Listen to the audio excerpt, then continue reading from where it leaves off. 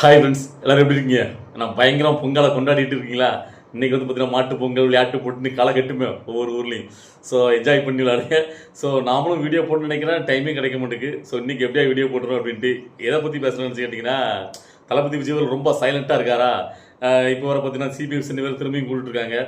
ஜனநாயக படம் அவ்வளோதான் சோழியை முடிச்சிட்டானுங்க பிளான் பண்ணி. கண்டிப்பாக தேர்தலுக்கு முன்னாடி வர்றதுக்கு ரொம்ப ரொம்ப கஷ்டமான ஒரு சூழ்நிலை போயிட்டு இருக்கு. ஸோ இதை பார்த்துட்டு ஊரில் உள்ளவங்களாம் நம்மகிட்ட என்னாச்சு தளபதியை உள்ள ஜெயிலில் பிடிச்சி போட்டுறானுங்களோ, ஸோ அவர் படத்தை கூட வெளியிட மாட்டேங்காங்க, சிபிஎஸ் வேறு திரும்ப கூப்பிட்டுருக்காங்களாம். ஸோ பிளான் பண்ணி செஞ்சுட்டான்ல, எங்களுக்கே ரொம்ப ஒரு மாதிரி இருக்குது, என்னப்பா நடக்கு உங்களுக்கு எதாவது தெரியுமா அப்படின்ட்டு இதை பற்றி நீங்கள் பேசலாம்ல அப்படின்னு நம்மகிட்ட கேட்காங்க. ஸோ நமக்கு என்ன சொல்ல முடியும்? என்ன பொறுத்த வரைக்கும் விஜய் அவர்களை ஜெயிலில் பிடிச்சி போடுறதா அவர் தொடக்கூட முடியாது. அவர் தொட்டாரா நேஷனல் லீடர் ஆயிடுவார். இப்போ வந்து பார்த்தீங்கன்னா தமிழ்நாடு முழுக்க அவர் தான் மிகப்பெரிய ஒரு அரசியலை கட்டமைச்சிட்டு இருக்காரு. அவர் பேசாட்டாலும் அவரை பற்றி தான் எல்லா அரசியல்வாதிகளும் பேசிட்டு இருக்காங்க. ஸோ அதனால விஜய் அவர்களை இப்போ பிஜேபி வந்து பார்த்தீங்கன்னா மத்திய அரசோட கைப்பாவை தான் சிபிஐ. ஸோ சிபிஐ வந்து பார்த்தீங்கன்னா பிஜேபி பேச்சை கேட்டுட்டு தான் அவர் வந்து பார்த்தீங்கன்னா நெருக்கடிக்கு உண்டாக்குறாங்க அப்படின்னு பேச்சு வந்து நிலவிட்டு இருக்கு. ஸோ அந்த வகையில் அது உண்மைதான், அதை வந்து மாற்றுக்கிறது கிடையாது. ஏன்னு கேட்டிங்கன்னா, இப்போ விஜய் அவர்கள் தனியாக ஒரு அணியை வச்சு தனியாக அவர் நின்னார் அப்படின்னா இந்த திமுகவோட எதிர்ப்பு ஓட்டுகள்லாம் கொஞ்சம் அவர் பக்கம் போயிரும்ல. இப்போ எப்பவுமே திமுக எதிர்ப்பு ஓட்டுகள் அப்படியே இந்த அதிமுக கூட்டணிக்கு வந்தால் தான் அதிமுக ஜெயிக்கும்.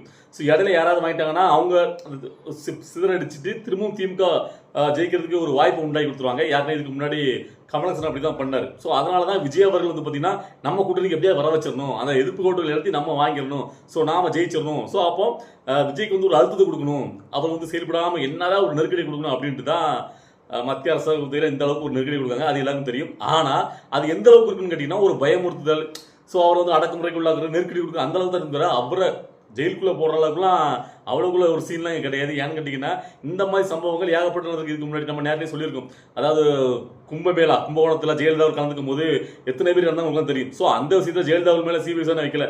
ஏன் இப்போ ரீசெண்டாக ஆர்சிபி வச்சு கொண்டாடத்தில் 13 பேர் இருந்தாங்க. ஸோ அதுக்கு வந்து பார்த்தீங்கன்னா விராட் கோலியை போய் நான் ஆர்சிபி கொடுத்த சிபிஎஸ் இழுக்கல. ஸோ அதனால் இதெல்லாம் வச்சுலாம் விஜய் அவர்கள் மேலே கைது நடவடிக்கை எடுக்க முடியாது.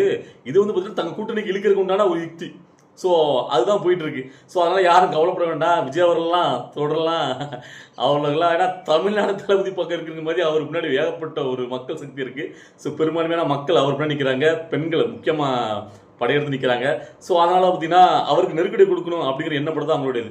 ஸோ இந்த சூழ்நிலையில தான் விஜய் அவர்கள் பேர இப்போ இந்த சம்பவத்தில் எதுவுமே வாய்ப்பு பேசாமல் இருக்காரு. ஆனால் தன்னுடைய தேர்தல் அரசியல் யுகங்களை மட்டும் அடுத்த நாள் நடத்திட்டு இருக்காரு. இப்போ தான் பார்த்தீங்கன்னா அதுக்கு ஒரு குழு அமைச்சிருக்காரு. இதுக்கு முன்னாடி பார்த்தீங்கன்னா இந்த தேர்தல் அந்த அறிக்கை ஒன்று வெளியிடுவாங்கல்ல, அதுக்கு வந்து ஒரு குழு அமைச்சிருந்தாங்க. இப்போ தேர்தல் பிரச்சார குழுன்னு சொல்லிட்டு, அதாவது புசியானது அதுக்கப்புறம் ஆதவர்ஜனா செங்கோட்டைன்னு இப்படி ஒரு 10 பேர் கொண்ட குழு அமைச்சிருக்காரு. அதிரடியாக காலத்தில் முடக்கி விட்டுருக்காரு. ஆனால் அவர் சைலண்டாக இருக்காரு, செயலை காட்டிட்டு இருக்காரு. ஸோ இந்த சமயத்தில் இன்னைக்கு ஒரு முக்கியமான அறிவிப்பு அதிமுக இருந்து, இதை நம்ம ஆல்ரெடி எதிர்பார்த்ததான். தேர்தல் அறிக்கையில் அதிமுக இந்த யுக்தியை கையாளுங்கிறது மேக்சிமம் இந்த அரசியலை உத்து நோக்கிட்டு இருக்க எல்லாருக்குமே தெரிஞ்சிருக்கும். அதாவது தங்களுடைய ஒரு பிரம்மாஸ்திரத்தை கையில் எடுத்துருக்காங்க அதிமுக. என்ன கேட்டிங்கன்னா, குடும்பத்தினருக்கு மாதம் 2000 ரூபா நாங்கள் ஆட்சிக்கு வந்தால் கொடுப்போம் அறிவிச்சிருக்காங்க. யாருக்குமே திமுக வந்து பார்த்தீங்கன்னா 1000 ரூபா கொடுத்துருக்காங்க. அதுவும் எல்லாருக்கெல்லாம் கொடுக்கல. முதல்ல அவங்க சொல்லும் போது என்ன சொன்னாங்க கேட்டிங்கன்னா, குடும்பத்தினருக்கு 1019 சொன்னாங்க. அதுக்கப்புறம் தகுதி வாய்ந்தவர்களுக்கு சொன்னாங்க. அப்போ கூட வந்து பார்த்தீங்கன்னா இப்போ நம்ம குடும்பத்திலாம் வரல, எங்கள் ஊர் சைட்லாம் நிறைய பேருக்கு வரல. அதுக்கப்புறம் பார்த்தீங்கன்னா இப்போ 4வது வருஷம் முடிஞ்சதுக்கப்புறம் இந்த தேர்தலுக்கு முன்னாடி ஒரு ரீபரிசீலனை பண்ணாங்கல்ல, மறுபரிசீலனை பண்ணி கொடுப்ப சொன்னாங்க. அப்போ கூட என் குடும்பத்துக்கு வரல, என்னன்னு தெரியல, என்னடா நடக்குது. சரி, ஓகே. ஆனால் இப்போ அதனால இப்போ அதிமுகவும் அதே பிரம்மாஸ்திரம் கருத்து அவங்க 1000 தான் நாங்கள் 2000 கொடுக்கும் குடும்ப தலைவருக்கு அப்படின்னு அறிவிச்சிருக்காங்க. இவங்க வந்து பார்த்தீங்கன்னா சொன்ன மாதிரி எல்லாருக்கும் கொடுப்பாங்க, ஏன்னா குடும்ப அட்டைதாரர்கள் சொல்லியிருக்கனால. ஸோ அதனால இது வந்து பார்த்தீங்கன்னா பெண்களிடையே பார்த்தீங்கன்னா ரொம்ப ஒரு கவரப்படும். ஏன்னா திமுக கேட்டா பிளஸ்ன்னு சொல்ற அளவுக்கு இந்த தேர்தலில் எதுவுமே கிடையாது. ஏன்னா பயங்கரமா அடி வாங்கிட்டே இருக்காங்க. மக்களிடையே வந்து பார்த்தீங்கன்னா ஏகப்பட்ட போராட்டங்கள், போன தேர்தலில் சொன்ன வாக்குறுதிகள் எதுவுமே நிறைவேற்றல. அதனால மக்கள்லாம் பயங்கர ஒரு எரிச்சல் இருக்காங்க. இந்த கண்டிப்பா வந்து எப்பவுமே திமுக வந்துச்சுன்னா அடுத்த தடவை அதிமுக வரும், மாறி மாறி தான் வரும். ஸோ அதனால திமுக இந்த தடவை படுவையான ஒரு தோல்வியடைய நிலையில தான் இருக்காங்க. ஏன்னா மக்கள் அந்த அளவுக்கு பார்த்தீங்கன்னா எழுச்சி அடைஞ்சிருக்காங்க. இந்த சமயத்தில் அதிமுக இப்படி ஒரு முதல் தேர்தல் வாக்குறுதியாக அந்த 2000 அறிவிச்சு விடனால மக்களோட எண்ணங்கள் எல்லாமே அவர் பக்கம் தான் பயங்கரம் போகிற மாதிரி திரும்புது. ஏன்னா இது வரைக்கும் விஜய் அவர்கள் பக்கம் எல்லா பெண்களும் பார்த்தீங்கன்னா பயங்கரமான எதிர்பார்ப்பை கொண்டுட்டு இருக்க நேரத்தில் உடனடியாக உள்ள பூந்து ஒரு ஆட்டத்தை ஆடி இருக்காரு இபிஎஸ். இதை முறியடிக்கணும் விஜய். இப்போ திமுக இதில் வேறு என்ன பண்ணாலும் மக்கள் நம்ப மாட்டாங்க. ஏன்னா தேர்தல் வாக்குறுதி சொன்னதையும் நிறைவேற்றல. அதில் தமிழை வச்சுக்கல விஜய் அவர்களுடைய தேர்தல் அறிக்கை என்ன வரப்போகுது, அதுதான் இப்போ வந்து பார்த்தீங்கன்னா மிகப்பெரிய ஒரு கேள்விக்குறியா எல்லாரும் மனசுமே இருந்திருக்கு. அவர் யாருக்குமே ஒரு சாம்பிள் அவர் சொல்லியிருந்தார். அதாவது பார்த்தீங்கன்னா எல்லாரும் வீடு ஒருவருக்கு பார்த்தீங்கன்னா அரசு வேலை படிப்பு படிச்சிருக்கணும். அதுக்கப்புறம் பார்த்தீங்கன்னா இந்த இருசக்கர வாகனம் சொல்லியிருந்தாரு, அப்புறம் வீடு சொல்லியிருந்தாரு. ஸோ இப்போ இதில் தேர்தல் அறிக்கையில் அவங்க வந்து பார்த்தீங்கன்னா என்ன மாதிரியான பிளான் பண்ணி அறிவிக்க போகிறாங்க அப்படிங்கிறது தான். ஏன்னா இபிஎஸ் வந்து 2000 குடும்ப தலைவர்களுக்கு இது வந்து கண்டிப்பாக நம்ம வந்து பார்த்தீங்கன்னா பெரிய ஒரு இதை நான் பார்க்குறேன். ஏன்னா குடும்ப தலைவர் மனசுலலாம் மாதம் 2000 போது ஸோ அவங்களே யோசிப்பாங்களே இப்போ மாதம் 2000 கிடைக்க பார்ப்போம் எடப்படிக்க போட்டுடலாம் அப்படிங்கிற ஒரு எண்ணம் உருவாகும். ஸோ இந்த சமயத்தில் விஜய் அவர்கள் புதுசாக வரக்கூடியவர் அவர் என்ன மாதிரியான ஒரு அஸ்திரத்தை கையில் எடுக்க போகிறார் அப்படிங்கிறது தான் மிகப்பெரிய ஒரு கேள்விக்குறியாக இருக்குது. நானும் அதை தான் எதிர்நோக்கிட்டே இருக்கேன். அது வந்து முக்கியமானது. அதாவது இலவசங்களை தாண்டி விஜய் அவர்கள் சொல்ல போகிற விஷயத்தில் அதாவது ரொம்ப நாளாக இந்த இளைஞர்கள் ரொம்ப எழுச்சி பெற மாதிரி ஒரு விஷயத்தை எதிர்பார்த்துட்டு இருப்பாங்கல்ல. ஏன்னா மாற்றம் வரும்போது இவற்றிருந்து ஒரு மாற்றத்தை எதிர்பார்க்கணும். அதாவது பார்த்தீங்கன்னா இந்த போதை பழக்கத்தை ஒழிக்கிற மாதிரி மது இதில் ஏதாவது ஒரு கட்டுப்பாடு வைக்க முடியுமா, அதாவது மதுக்கடையில் நிரந்தரம் மூடுறதுக்கு உண்டான வழியில் பண்ண மாட்டாங்க, அப்படி பண்ணுறதா அந்த விஜயாவில் முன்னுக்கூட்டி அறிவிச்சிருப்பாரு. ஸோ அதுவும் சாத்தியம் இல்லாதனால அதை சொல்லாமல் இருக்காரா, இல்லைனா வேற எந்த மாதிரி எஜுகேஷனில் சொல்லிட்டாரு ஆல்ரெடி. எல்லா குடும்பத்தில் உள்ளவங்களும் பார்த்தீங்கன்னா மினிமம் பார்த்தீங்கன்னா டிகிரி படிப்பு படிச்சிருக்கணும் அப்படிங்கிற மாதிரி. ஸோ அப்படிங்கும்போது அவருடைய தேர்தலுக்கு ஆணித்தரமாக சொல்ல போகிற விஷயம் என்ன, அதுதான் எல்லாருடைய கேள்விக்குறியாக இருக்குது.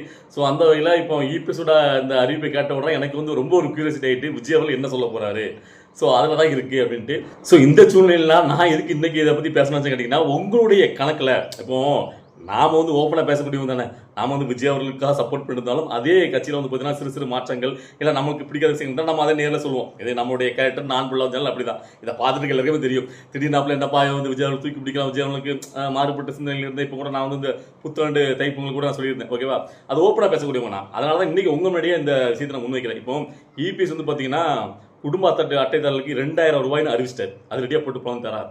இப்போ விஜயோட தேர்தல் அறிக்கையில் என்ன அறிக்கை, பெண்கள் உங்களுக்கு முக்கியமானதாக முதல்ல நான் வைக்கிறேன், என்ன அறிக்கை வரணும்னு நீங்கள் ஆசைப்படுறீங்க. இப்போ டிவி கட்சியில் விஜய் கட்சியில் இதை வந்து அவர் அறிவிக்கணும்பா, இதை அறிவிச்சா எங்களுக்கு ரொம்ப ஒரு சந்தோஷம், குடும்ப தலைவர்கள் குடும்ப பெண்களுக்கு ரொம்ப ஒரு உதவிகரமாக இருக்கும். இதை நாங்கள் ரொம்ப நாளாக நாங்கள் எதிர்பார்த்துட்டு இருக்கோம். இந்த ஒரு விஷயத்தை யாருமே இது வரைக்கும் பண்ணல, முன் வரல. ஸோ விஜய் அவர்கள், எங்கள் அண்ணாணைக்கூடிய விஜய் அவர்கள் இதை பண்ண எங்களுக்கு சந்தோஷமாக இருக்கும். எங்கள் மகனாக இருக்கக்கூடிய விஜய் அவர்கள் இந்த திட்டத்தை முன்மொழி தான் எங்களுக்கு ரொம்ப பயனுள்ளதாக இருக்குன்னு சொல்லிட்டு உங்களுடைய ஞாபகத்தில் எண்ணத்தில் என்ன இருக்கு அப்படிங்கிறத இந்த வீடியோ பார்க்கும்போது நீங்கள் உங்கள் கருத்துக்களை கமெண்ட்ல வைங்க. நாம சும்மா ஒரு சர்வே எடுக்கணும்னு சொல்லுங்களேன்.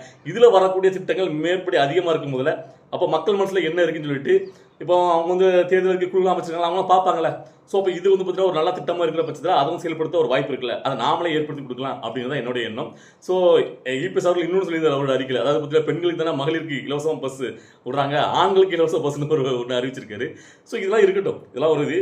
விஜய் அவர்கள் தங்களுடைய தேர்தலுக்குள்ள பெண்களுக்கு இப்போ நான் சொன்ன மாதிரி நீங்கள் சொல்லுங்கள், அதே மாதிரி ஆண்களும் இல்லை பொதுமக்கள் எல்லாருமே ஒரு பயனுள்ள திட்டமாக, அதாவது மாற்றம் நம்ம எதிர்பார்த்துட்டு இருக்கோம் விஜய் அவர்கள்ட்ட. ஸோ விஜய் அவர்கள் இந்த ஒரு திட்டத்தை தேர்தல் அறிக்கையில் அமல்படுத்த எங்களுக்கு ரொம்ப சந்தோஷமா இருக்கும் அப்படின்னு சொல்லிட்டு நீங்கள் என்னென்னலாம் நினைக்கிறீங்களோ அதை இந்த வீடியோ பார்த்துட்டு உங்களுடைய கருத்துக்களை கமெண்ட்ல பதிவு பண்ணுங்க. கண்டிப்பா பதிவு பண்ணுங்க. ஓகேவா, உங்களுடைய ஒவ்வொருத்தர் மனசுல என்ன இருக்கு அப்படின்னு தெரிஞ்சுக்கிறதுல நான் ரொம்ப ஆர்வமா இருக்கேன். ஸோ அதுக்கப்புறம் நம்முடைய சேனல்ல நம்ம மெம்பர்ஷிப் வந்து லாகின் பண்ணிட்டுங்க, ஜாயின் பண்ணுங்க.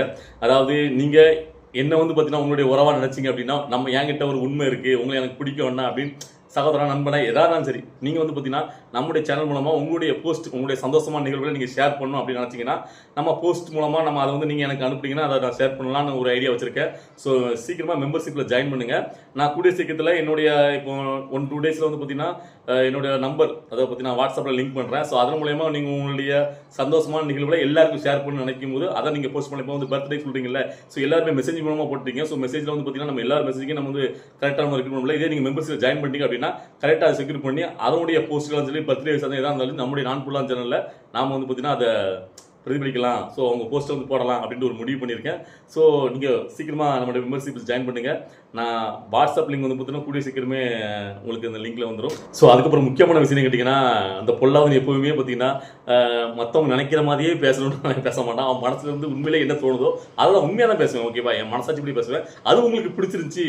ஏன்னா சில நேரத்தில் வந்து பார்த்தீங்கன்னா ஏன்னா நீங்கள் இப்படி ஆதரவாக பேசுவீங்கன்னு நினச்சி நான் உங்களுக்கு ஜாயின் பண்ணிட்டேன், நீங்கள் இப்படி பேசுவீங்களே அப்படிங்கிறத எதிர்பார்க்காதீங்க. உண்மையிலே இந்த பொல்லாதவன் பிடிச்சிருக்கு, இவர்கிட்ட ஏதோ ஒரு உண்மைத்தன்மை இருக்குது, இவர் பேசுறது நம்மளுக்கு நம்மளுடைய எண்ணத்தோட ஒத்து போகுது அப்படின்னு நினச்சின்னா நீங்கள் தொடர்ந்து ஃபாலோ பண்ணுங்க. இந்த பொல்லாதவன் உங்களுக்காக உண்மையாக இருப்பா. இப்போ இந்த பொல்லாதவன் நான் பொல்லாதவன். ஓகேவா, சரி, இந்த பொல்லாதவன் கூட பொல்லாதவன் ஃபாலோவர்ஸா, ஃபேமிலியா, பொல்லாதவன் ஃபேன்ஸா, பொல்லாதவன் ஆர்மியா, எப்படி வேணாலும் நீங்கள் வந்து இணையலாம், தொடர்ந்து பயணிக்கலாம் ஒன்றாக. ஓகேவா, அதாவது முன்ன பின்ன தெரியாத ஒரு உறவுகள் நம்மளுக்கு கிடைக்கிறதுங்கிறது எவ்வளோ பெரிய வரம் தெரியுமா. இங்கே அன்பு ஒன்று தான், அதாவது அனாதைங்கிற மாதிரி இங்கே அன்பு வந்து அவ்வளோக்குள்ளே வந்து பார்த்தீங்கன்னா ஒரு பெரிய விஷயம். இப்போ சில அன்புகளாக வந்து பார்த்தீங்கன்னா எவ்வளோதான் காசு பணம் கொடுத்தாலும் அதெல்லாம் பெற முடியாது. இப்போ தளபதி விஜய் அவர்களுக்கு இருக்கக்கூடிய அன்புங்கிறது எப்படி? ஸோ ஒன்றும் இல்லை, அவருக்கு காசு கொடுத்து விலை கொடுத்தலாம் வாங்கலை, அவருடைய சினிமா திரைப்படங்கள் மூலம் அவரை கவரப்பட்டு அவர் வந்து பார்த்தீங்கன்னா இன்னைக்கு கோடிக்கணக்கான மக்கள் கொண்டாடுறாங்க. ஸோ அந்த அன்பு தான் அவருடைய மிகப்பெரிய பலம். அந்த அந்த பலத்தால் தான் இன்னைக்கு அவ்வளோ பேர் எதிரிகளும் அவர் வீழ்த்துறதுக்கு இவ்வளோக்குள்ள கங்கணம் கட்டி அடிக்கிறாங்க. மத்தபடி இதுக்கு முன்னாடி அரசு யாருக்கும் அப்படி கிடையாது. ஆனால் விஜய்க்கு மட்டும் எவ்வளோக்குள்ள எதிர்ப்பு இருக்குன்னா அதான் காரணம். அவர் பின்னாடி இருக்க பட்டைப்பள்ளம், அவருக்கு இருக்க அந்த கோடிக்கணக்கான மக்கள் உள்ளங்களை அவர் சிம்மசனம் போட்டு உட்காந்துருக்காருல, அது வரைக்கும் அவரை யாரும் ஒன்றும் நிறுத்த முடியாது. ஸோ அவருக்கே அப்படிங்கும்போது நம்மளாம் பார்த்தீங்கன்னா ஏதோ ஒரு முறையில் சரி ஓகே. ஸோ இருந்தாலும் நம்மளுக்கும் முகம் தெரியாத ஒரு உள்ளங்கள் இவ்வளோக்குள்ள ஒரு அன்பு செலுத்தும் போது எனக்கு வந்து ரொம்ப சந்தோஷமா இருக்கும்.